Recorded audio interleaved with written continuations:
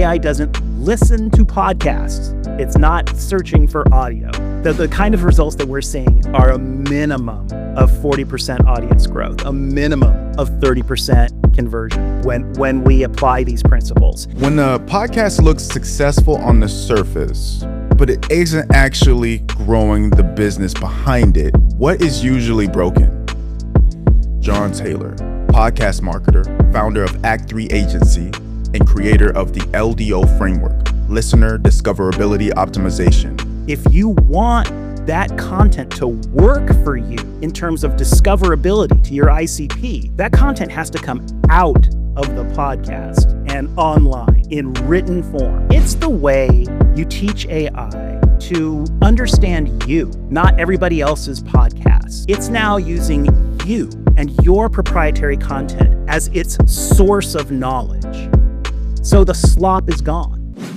When a podcast looks successful on the surface, but it isn't actually growing the business behind it, what is usually broken? What's usually broken is it's not reaching the target audience it's supposed to reach. We get so hung up on this idea that, we need thousands, hundreds of thousands, tens of thousands, millions of views, millions of downloads.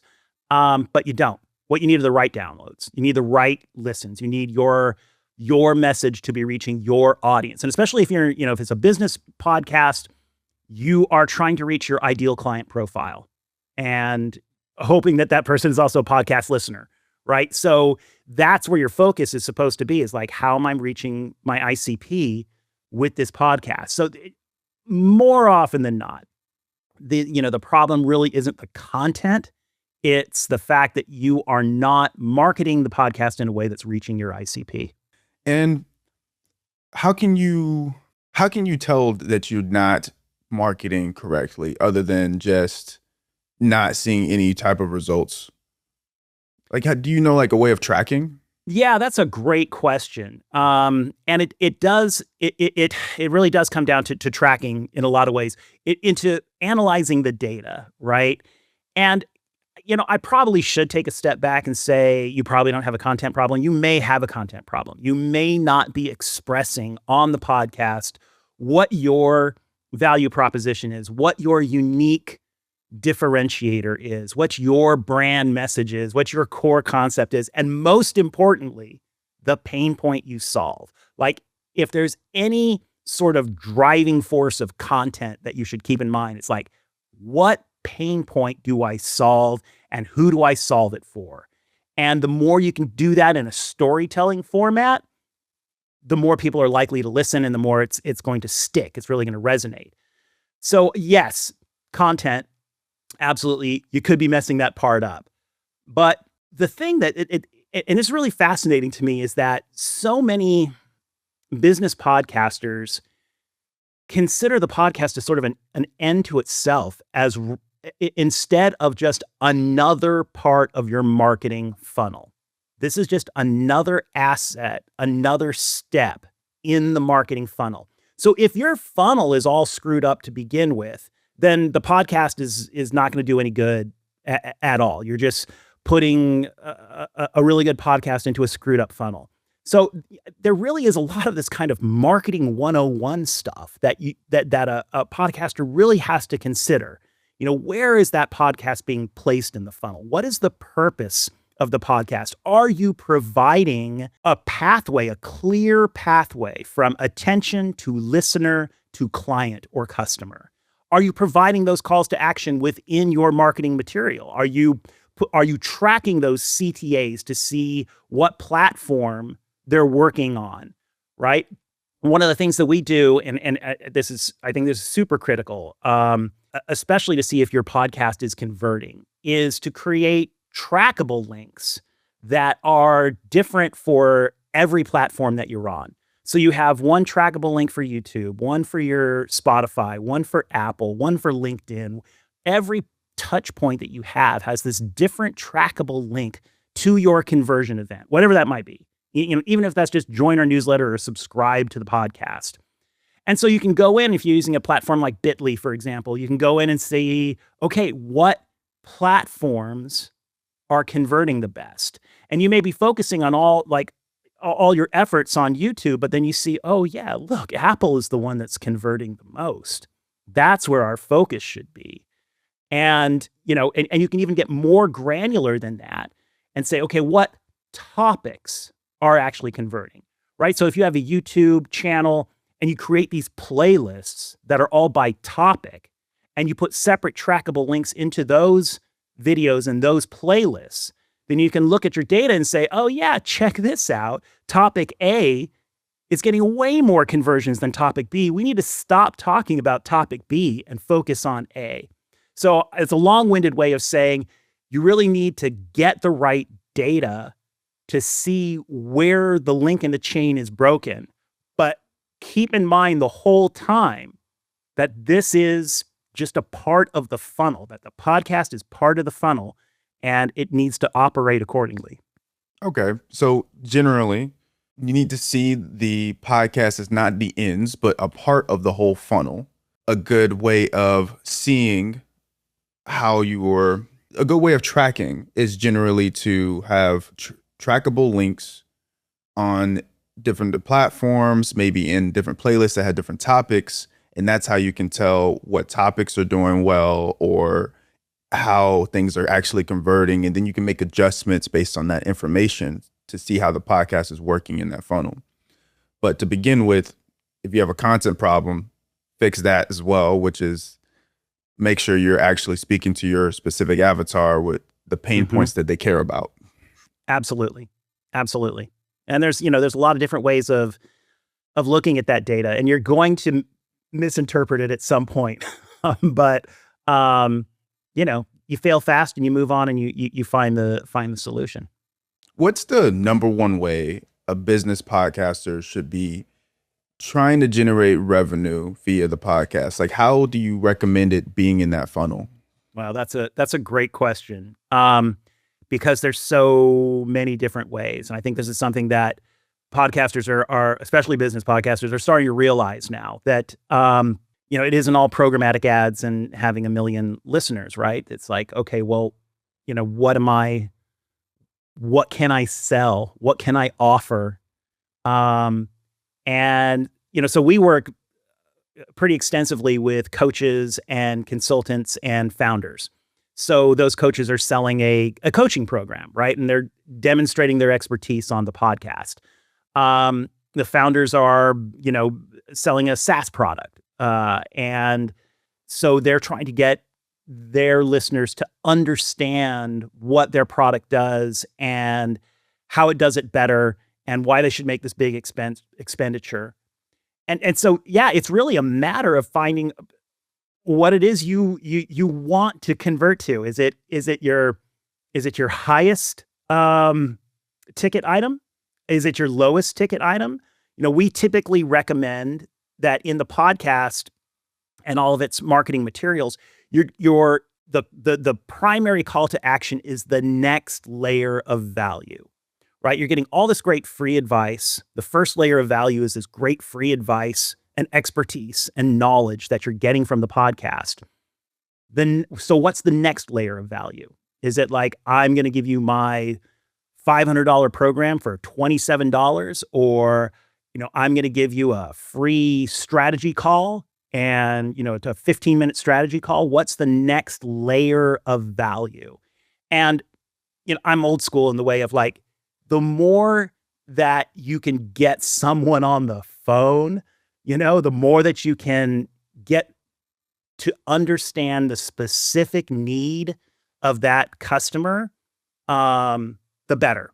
So I love, I love a conversion that is a free strategy call, is a one-on-one session, is send me an email, something that helps nurture the relationship.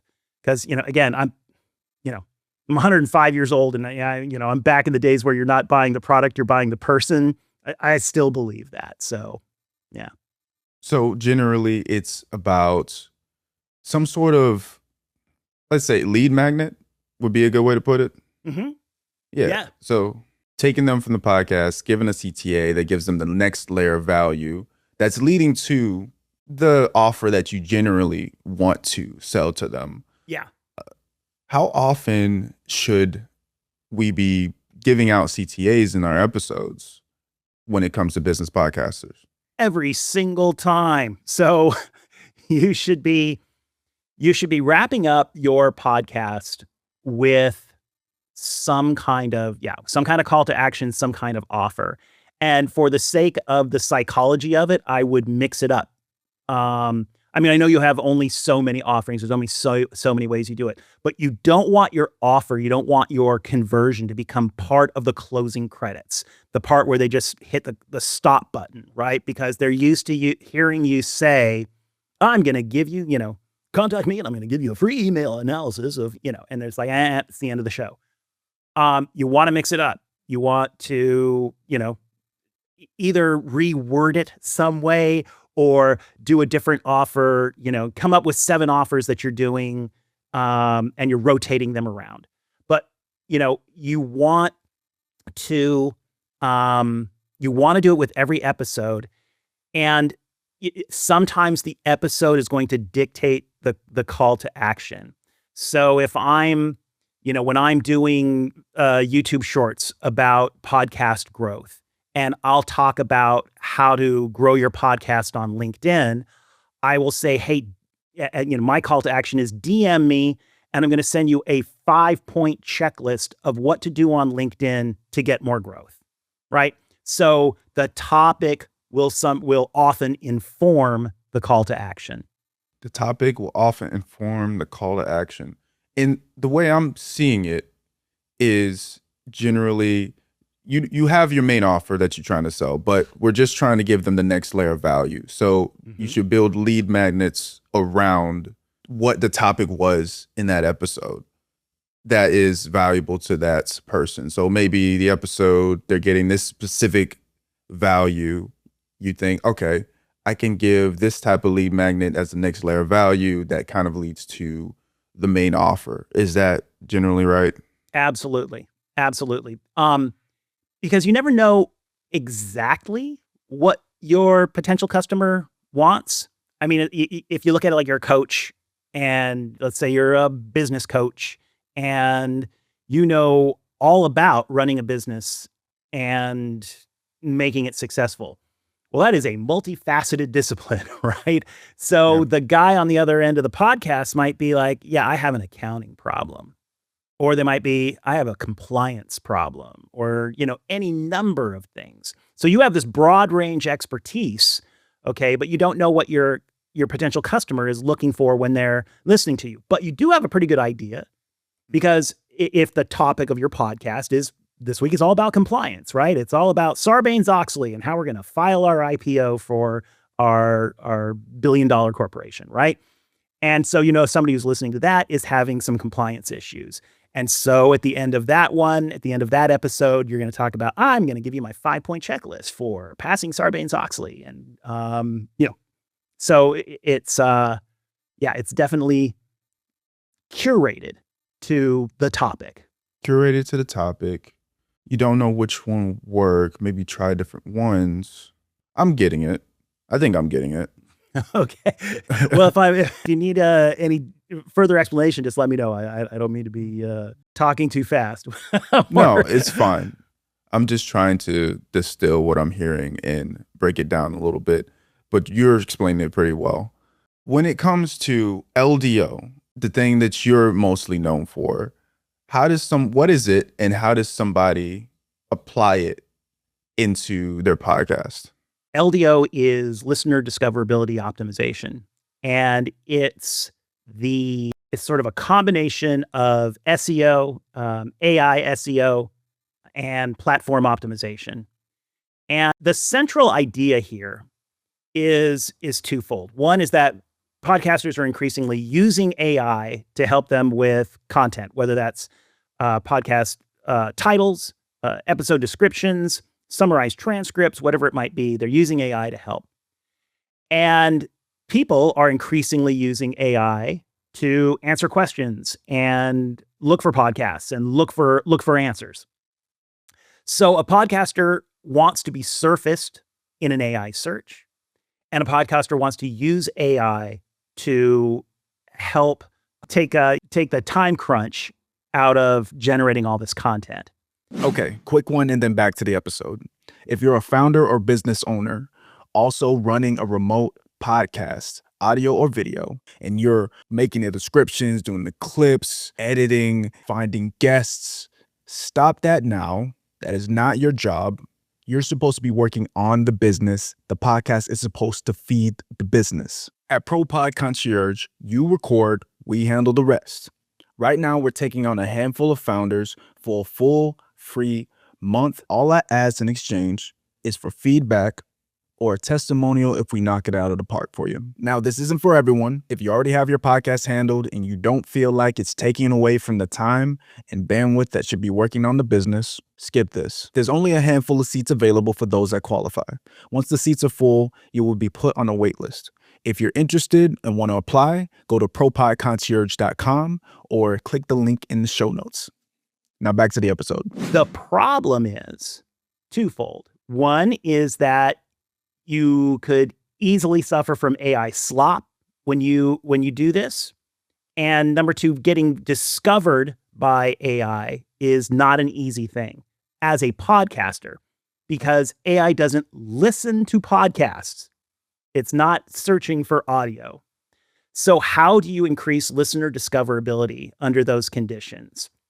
So with LDO, what we're trying to do is take all of your proprietary knowledge and content and turn that into sort of a brand genetic map of who you are. What are your key differentiators? What are the semantic anchors you use all the time? What are your core concepts? What makes you, you? What makes your podcast different, special from other podcasts? And what we do is we create an LDO keyword engine, which is a spreadsheet, this genetic map of what your podcast is and who you are. And it's created from all of your content. So it's your transcripts, it's your web presence, it's your social media posts, it's you. Then we take that spreadsheet, and that's what we use or give to you to use when you're creating content with AI. So when you're going in and saying, all right, I need to make my podcast title and description, and you're going to give it up to ChatGPT to do it. So you give them your transcript. Well, you give it your LDO keyword engine with a prompt that says, this is who I am. This is the language you need to reinforce. Because that AI was trained on all this other stuff. It wasn't trained on you. It's just trying to predict the language to use based on the language it's used on everybody else. So we give it, this primer. We give it this template that says, this is who I am. This is what I talk about. This is what makes me different. Use this to talk about me. And so it'll go in and say, oh, okay, well, great. We're going to look, all the things that differentiate you are all listed here. Your core concepts are all listed here. The way you prioritize them are all listed here. When you use this language, it also means you're using this language. Okay, now I know what to do. Now I know how to make you be you and be discovered by the people who are looking for you. Because the more and more you use this tool, the more you're creating clarity across platforms. And that's that second part that I was talking about, where, how do people find you with AI search? Well, AI is looking for clarity and consistency and reinforcement. Remember, AI is a predictive model. It is predicting with every word it writes, is this what you want to hear? Is this the right answer? And so in order to get the right prediction, it's looking for reinforcement across authoritative platforms presented in a clear way. And that's where it's going to get its answers from. So the more you're doing that as a podcaster, the more you're creating a clear message across your podcast directory, across YouTube, across your LinkedIn, across your socials, on your website, the more likely that AI is to find it, say, that's an authoritative answer. I'll bet that's what the guy's looking for, and surface that up as an answer. wish I could say that in 3 sentences or less. I think you explained that pretty well. When somebody wants to create this spreadsheet, what are the core things that they're adding in? And is it being intentional, or is it just built off of what they've already done? Should they be thinking, oh, in this sheet, I want to specifically have these things, or is it built off of, okay, this is what I am talking about, and then build that sheet from there? Yeah. It's a little combination of both. When you're building it, you're taking, for example, all of your podcast transcripts and you're loading that up. So it is everything you have said. When we're creating it for you, for example, we'll scrape every page of your website so that this is the language you've been using to talk about yourself and your business and your product offering. We'll download every blog post you've written. We'll go in and scrape every social media post that we can find that you've been a part of. So that really it's holding up a mirror to you and saying, this is what you've said. This is you. These are your words. And, so when we do one of those, we send it off to the client first thing and say, look, this is a mirror. If you don't like what you see, tell us to take it out. We'll take it out. We'll delete that cell. If these are things you don't talk about anymore, if these are subjects that you didn't realize that you were using this language, we'll just take it out so that it doesn't get reinforced. So that's not part of your brand. But really, it's you. It's your content. It's a mirror held up to what you're doing. Is it a good idea to be like, you have it set up where it's just you're taking all these transcripts and whatnot, but is it a good idea to be more intentional? You said that, sure, some things maybe like, oh, I don't like that, take that out. But what if I have a specific avatar and I'm trying to target that avatar, and everything that I have been doing isn't quite doing it for targeting that avatar? Would the sheet be null and void? Is it a good idea to change some things around? What do you think? Well, that's a really great question, because if let's say you're a client, you come to me and you're like, I'm not getting any traction at all, then yeah, if we create this keyword engine, it's like, well, is this everything you're doing wrong? Or is it just not being expressed clearly on the platforms where people are supposed to find you, right? So you're saying these things that are in the spreadsheet, but when you are promoting yourself, when you are talking about the podcast, when you're describing your episodes, you're using this other language that's not clear. It's not emphasizing the actual points made in the podcast. So that's sort of the thing we'd have to sit down and look at. And that is often the problem, is that you're just not, these are the things you're saying, but these are not the things that you're expressing about the podcast on the platforms that you're on. And it's such a critical point too, because a podcast is a contained unit of content. AI does not listen to podcasts. SEO does not listen to podcasts. If you want that content to work for you in terms of discoverability to your ICP, that content has to come out of the podcast and online in written form. And so, yeah, that's super critical. How big of a difference do you think it makes for business podcasters to have this LDO spreadsheet versus not? Well, at the risk of sounding immodest, it makes all the difference in the world.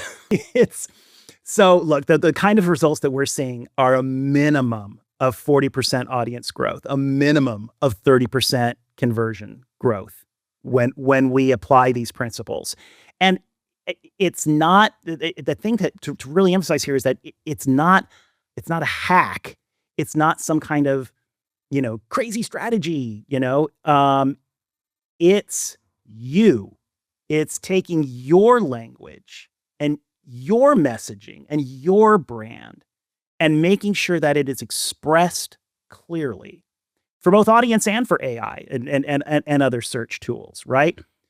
One of the data points that we keep coming up with, that we keep discovering, is that in a podcast episode description, 90% of a human being's decision-making around whether to listen to it or not is based on on only two things. One, the title of the episode, and the first line of the description.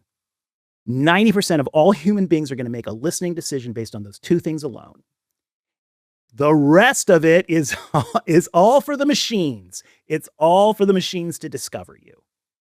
And that's just the way it's going now. And, algorithms change constantly. And that's something we try to stay on top of, is like, okay, what has the algorithm done now? And what is, how is it surfacing information? And being cognizant of how different each of these algorithms are, right? YouTube is a search engine. That's what it is. It may seem, this is our content platform. It is a search engine.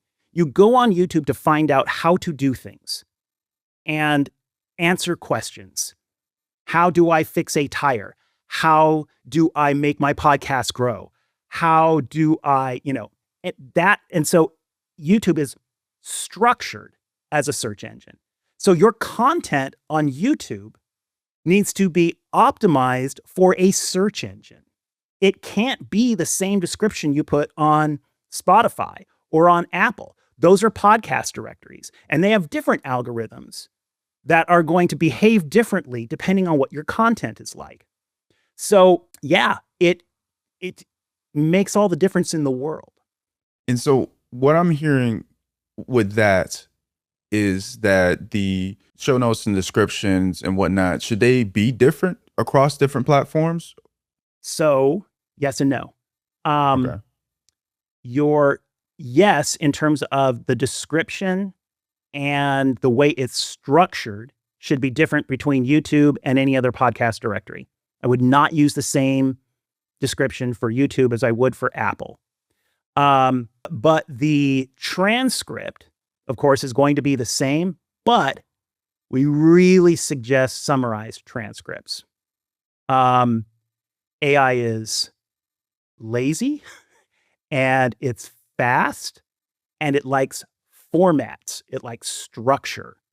So the more you can, if it has to read your entire transcript to get to the point, it doesn't like that. Okay. It's just wasting water and energy. So it's going to look for, some of those keywords that it's looking for based on the search that was given it. So summarized transcripts are more effective than full transcripts. And I would use the summarized transcript across every platform. But yeah, write an episode description that is made for the YouTube algorithm, which is a search engine. And that's different. Gotcha. They should be different across those platforms because, well, that's one thing. But then you're also saying that AI is lazy. Use the summarized version of the transcript when you're feeding it to AI. That's a good note. What is PodAgain AI and how can it help business founders and podcasters? So PodAgain AI is the SaaS tool that we've been working on. God willing, we'll be ready in about 4 weeks from the taping of this. PodAgain is a way for podcasters to turn their library of episodes into a searchable knowledge base for ideation, script generation, and production of new podcasts. So you basically download your RSS feed and the Genius AI goes in there and looks at all of your proprietary information and content. And then you go in and query it. You say, you know what? Make me a 10-minute podcast about my top 3 holiday cookie baking tips. And throw in there a way to make them extra crispy. And then it generates the script based on all the episodes that you ever talked about baking holiday cookies. You can edit it, approve it, and then either use that script for a podcast or clone your voice and simply have it generate the podcast for you. What's also super cool about it is that it's learning you in the same way in the same principles that we're using for LDO. It's learning about you based on your transcripts, based on the information that you're feeding it. And so it can say to you, hey, do you want me to write a LinkedIn article about this? Or you can go in and say, hey, write me a LinkedIn article about baking cookies, but just use all the information about flour that I've ever talked about. So let's make this LinkedIn article about using the right flour for cookies. And it'll write that LinkedIn article, and it's in your voice, your brand voice, and it's your information. So it's not AI slop. It's AI used the way it should as a tool for fast resource retrieval. You just like painted a picture for being able to get a podcast episode out quickly without actually having to record it yourself. Is that the main idea, or is that just one use case? That is a great question, because when we started a year ago, that was the main point, was to be able to do high-speed generation of new podcast episodes in your own voice that are not AI slop. So that is definitely a feature. But what we're finding more and more is that one of the other uses of it is as a market intelligence tool. Version 2 will be using more agentic AI. So in version 2, which we hope to have before the end of the year, will be this full workplace, this workstation, where every morning it's going to give you an intelligence update. It's going to say, I found these 3 competitors. They talk about this, but they're missing this. So I recommend you do a podcast episode about this gap in your competition. Here's the script. I found these 3 social posts that talk about the content you talk about.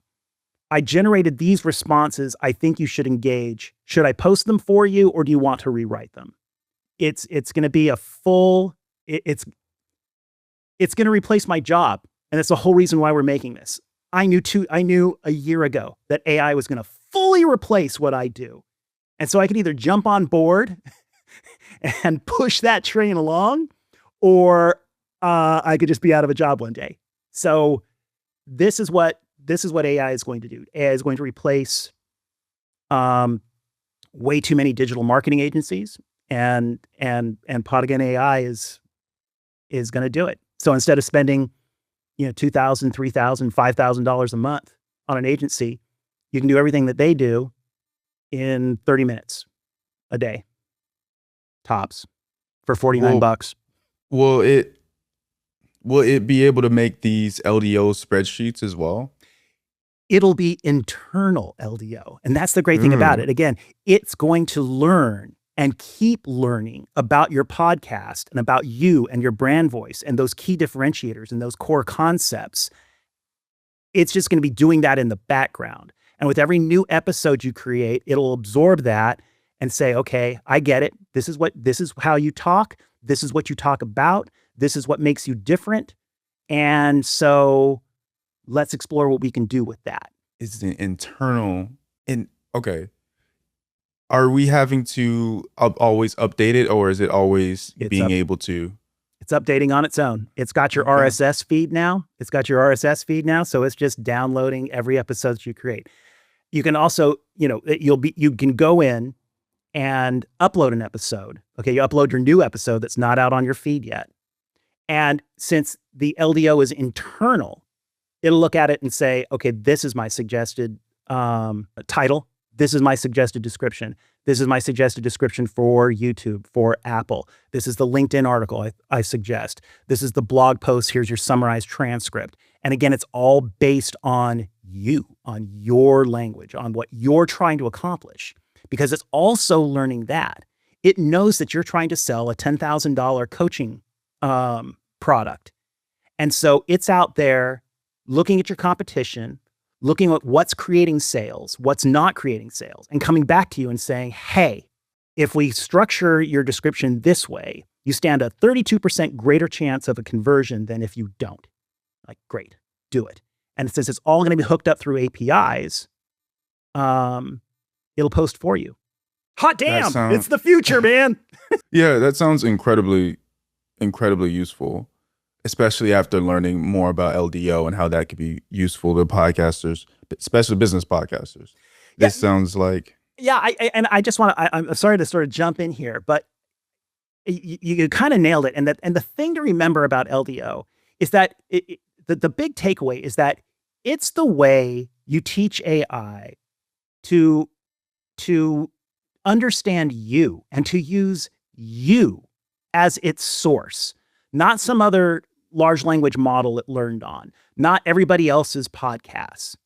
It's now using you and your proprietary content as its source of knowledge. So the slop is gone.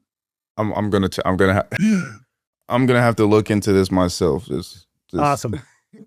When it's out, like you said, 4 weeks from now. Yeah, about 4 weeks from now is our first MVP, and then followed by version 2. I want to say 4 months. I'm going to say 4 months after that, by the end of the year. Merry Christmas to everybody. We're going to change the game. For those listening, it is June 9th as we're recording this. So about early July is when you should expect this. Yeah. Look for PodAgain in early July. So I know you can go on for forever about all this stuff, but if you had 60 seconds, what's the single most important move a founder with a podcast can make right now to see results? The most important thing you could do right now is to go talk to your team. And if you don't have a team, just talk to yourself to make sure that your podcast content is being taken out and put out into the world in written form, right? We were talking earlier about that, it's in a container, podcaster in a container. You can't expect AI, SEO tools and all that to just find it and listen to it, because it doesn't. So make sure that all of those great points you're making in that episode, all of that proprietary information, all of those, really cool brand differentiating things that you're doing are coming out of the podcast and appearing in clear written form across all of the platforms that your podcast touches, with calls to action. Make sure the podcast is being packaged in written form under your voice with CTAs. Exactly. Gotcha. All right. Thank you for coming on the show, John. I really appreciate it. This is very, very useful. Thank you, Kenneth. I really appreciate you having me on. Appreciate you taking the time and for letting me spout off. This has been the Founder Podcast Lab. See you in the next episode.